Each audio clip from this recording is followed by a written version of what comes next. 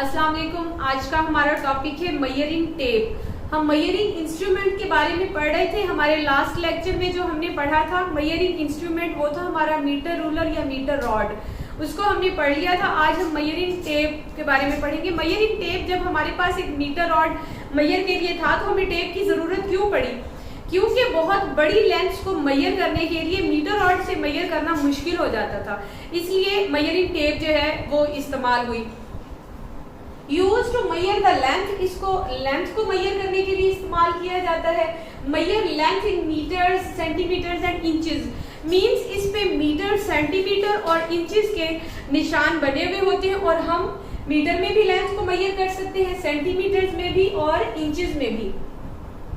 Use by blacksmiths and carpenters. अच्छा, इसके अलावा बिल्डर्स भी इसको इस्तेमाल कर सकते हैं, क्योंकि बड़ी बिल्डिंग्स को बनाने के लिए हमें वहां जगह को मेजर करने की भी जरूरत पड़ती है, तो बिल्डर्स भी इसको इस्तेमाल कर सकते हैं, लोहार बढ़ाई भी इस्तेमाल करते हैं। Consist of a thin and long strip, ये एक पतली सी और बहुत लंबी, मतलब वो 10 मीटर की भी हो सकती है, 20 मीटर की भी हो सकती है, 50 मीटर की भी, 100 मीटर की भी हो सकती है। तो ये मतलब डिफरेंट टाइप्स में ये हमारे पास जो मेजरिंग टेप है वो आती है। तो ये कॉटन की भी होती है, मेटल की भी, प्लास्टिक की भी। वो जो स्ट्रिप है वो या कॉटन की बनी हो सकती है, प्लास्टिक की भी बनी हो सकती है, या फिर मेटल की भी बनी हो सकती है। तो ये यहाँ पे 100 जो था वो मैंने बताना था कि 100 मीटर की भी हो सकती है, यानी कि हम 10 मीटर वाली भी ले सकते हैं अगर हमने स्मॉल लेंथ को मेजर करना है। अगर उससे ज्यादा बड़ी लेंथ है हम 20 मीटर वाली इस्तेमाल कर सकते हैं, अगर उससे भी ज्यादा बड़ी है फिर 50 वाली, और ये हमारे पास है 100 मीटर। इससे भी ज्यादा बड़ी अब जो मेजरिंग टेप है वो आ गई है, यानी 100 मीटर से भी ज्यादा लेंथ को हम मेजर कर सकते हैं, जैसा कि आपको शक्ल में दिखाया होगा मैंने।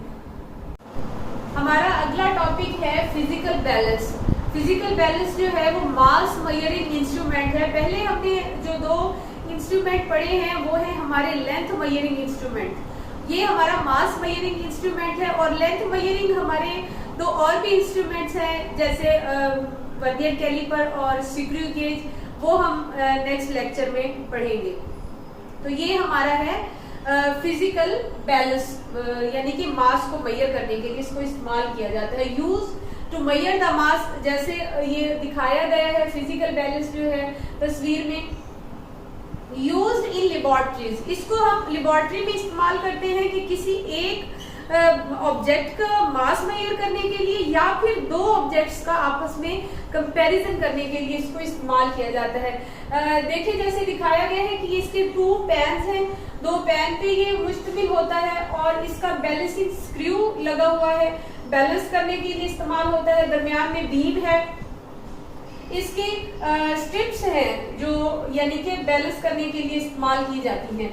पॉइंटर लगा हुआ है दरमियान में, और जो प्लम लाइन है और वो पॉइंटर के साथ लगी हुई है, और नीचे बिल्कुल इसके एक स्केल दिया हुआ है जो दोनों बैलेंस को मेजर करने के लिए इस्तेमाल हो रहा है। मीन्स हम स्केल से देख के हमें पता चलेगा कि जब हमारा जो पॉइंटर होगा वो 0 पे होगा, इसका मीन है कि दोनों साइड पे जो हमारा मास पड़ा हुआ है या कोई ऑब्जेक्ट पड़ा हुआ है जिसको हम मेजर कर रहे हैं वो दोनों इक्वल होंगे अगर स्केल में हमारा पॉइंटर 0 के ऊपर होगा।